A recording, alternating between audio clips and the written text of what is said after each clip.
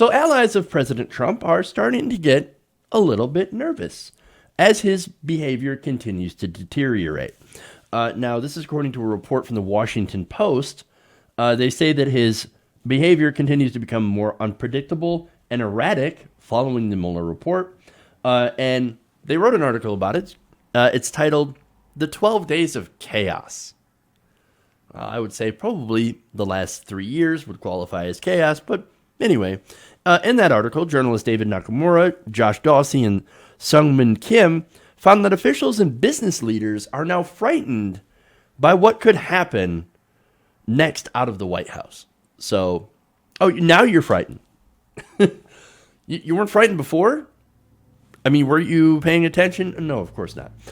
Now, they write that Trump's increasingly erratic behavior over the last 12 days, since he first threatened to seal the border in a series of tweets on March 29th, has alarmed top Republicans, business officials, and foreign leaders who fear that his emotional response might exacerbate problems at the border, harm the U.S. economy, and degrade national security.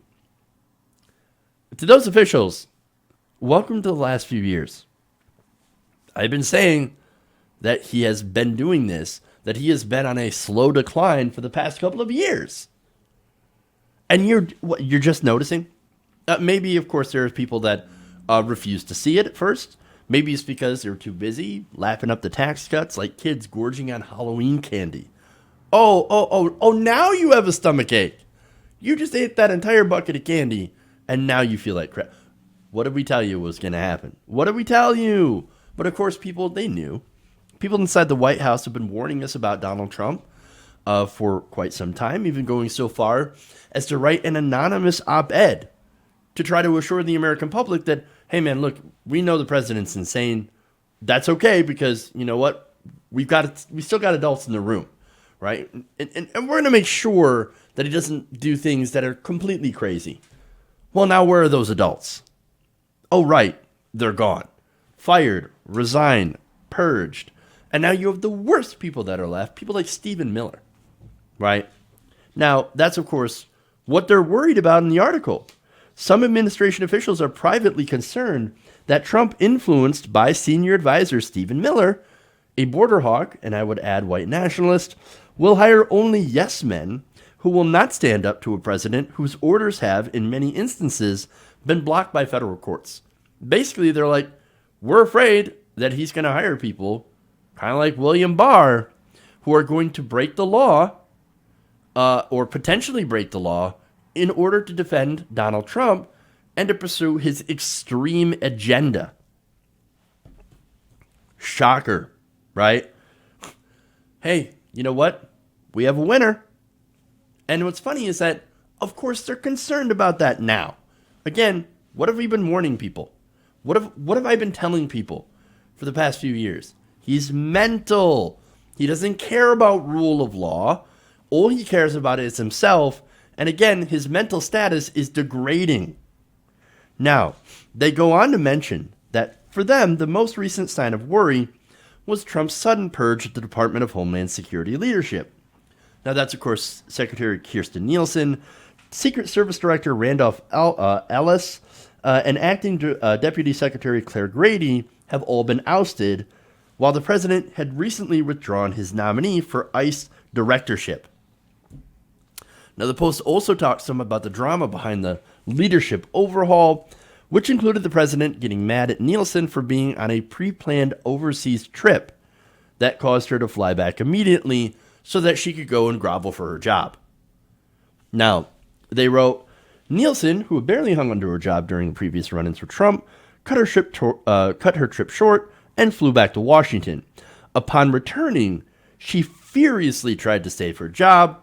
Nielsen even convened an emergency calls with the White House aides and cabinet officials to urge them to help her out on immigration. She also ordered U.S. Customs and Border Patrol to deploy emergency surge operations, shifting up to 750 officers from other duties to help the overwhelmed border control. But by then, it was too late.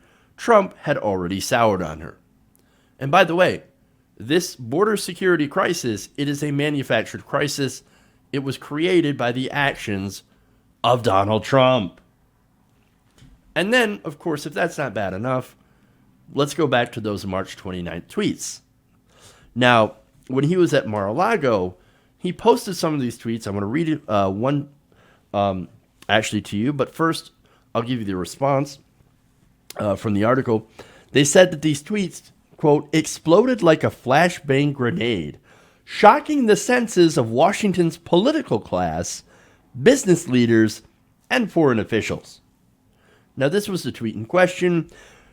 If Mexico doesn't immediately stop all illegal immigration coming into the United States through our southern border, I will be closing the border or large sections of the border next week.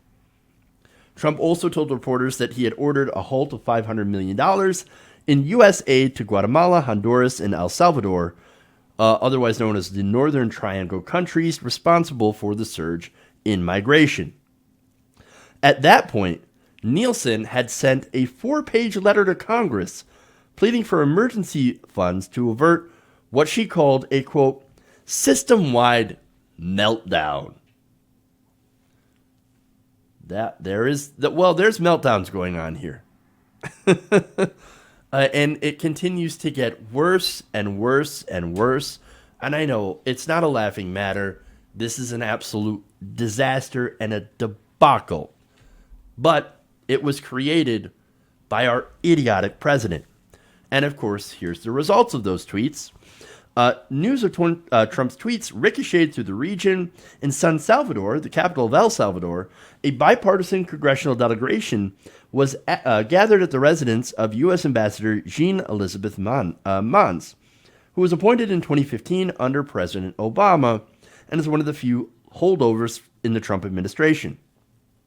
Now, these lawmakers were currently in the middle of a briefing on the success that El Salvador, with assistance, had actually reduced violent crime. And, of course, when you reduce violent crime in the area, you reduce the need for people to migrate north to the United States to get away from that crime. Well, it turns out if you actually help them and you actually help these countries and you fund them and you make sure to pull back on, for example, the U.S.-led drug war, it turns out that you might actually stem the flow of migrants because you make it so that these countries are more stable, and therefore people don't want to leave. Now, the lawmakers, as I said, were in a briefing about the success of those joint efforts when an aide informed them of the president's threats.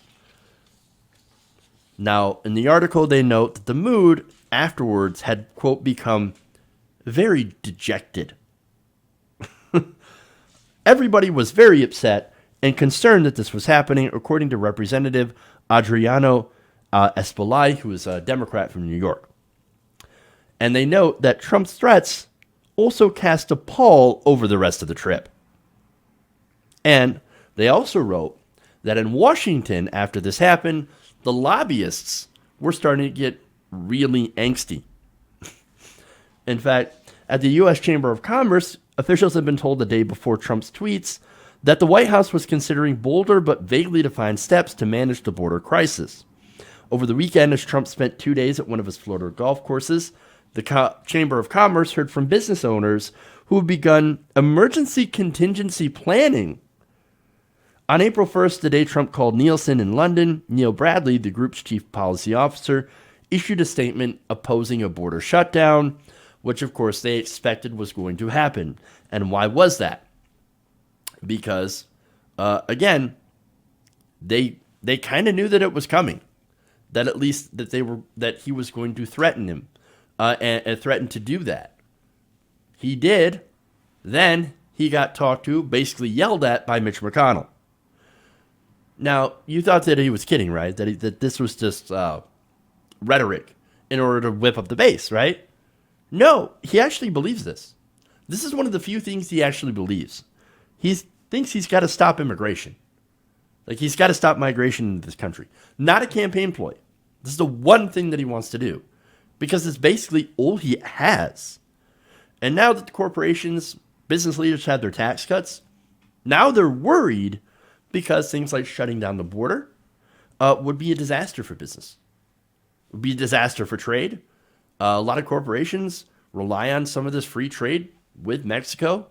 And so that would be a complete disaster for them. Whoa, wait a minute. Whoa. I mean, I know you guys gave us massive tax cuts, and we're thankful for that. We love that. But now you're threatening our business interests with your stupid immigration stances. No. We're now it threatens us. We're not interested, and we're going to take preventative measures. This is the establishment fighting back, and at this point, I'm actually with them instead of Donald Trump, because what we have in Trump isn't a fighter, right? That is doing what's best for America. No, he's an unhinged lunatic, and he is giving more and more power to white nationalists like Stephen Miller. Let's not pretend that these lobbyists and officials don't know that he's mentally unstable. They know. They've known all along. So them saying, oh, no, we're surprised. We didn't think that it was crazy. No, you knew. That is a complete lie. And you supported him, you funded him, and you allowed him to get into power. And then you used him for your own gain. And, of course, he also did all these policies for the rich for his own gain. But now that he's doing things that you don't like, that's going to hurt your business, now suddenly you're on the right side? These corporations are just absolutely cowardly, and all they do is look out for their own profit margins. And so, look, again, they knew he was mentally unstable, that there was a problem here. The only question is, now, is anybody in the cabinet, is there anyone left there that's going to call for the 25th Amendment? It's obvious. We need it. We've got to get this guy out of here before he destroys us all. Hey guys, hopefully you enjoyed that free video. Now I'm going to have to ask you a favor. Between the demonetization and the YouTube algorithm messing around with view counts, etc., we're having a hard time adjusting to the new YouTube reality, which is where you guys come in. See, we have a Patreon, patreon.com/TYTNation, set up to help us rely on you guys, the viewers, instead of big corporate ads. Look, you know the show. You know how I'm not in favor of big corporations anyway. So help us transition away from relying on the ad model to pay the bills and sign up to be a patron, patreon.com/TYTNation. That goes a long way to help us keep the lights on. And you guys will know that you're supporting independent, progressive media.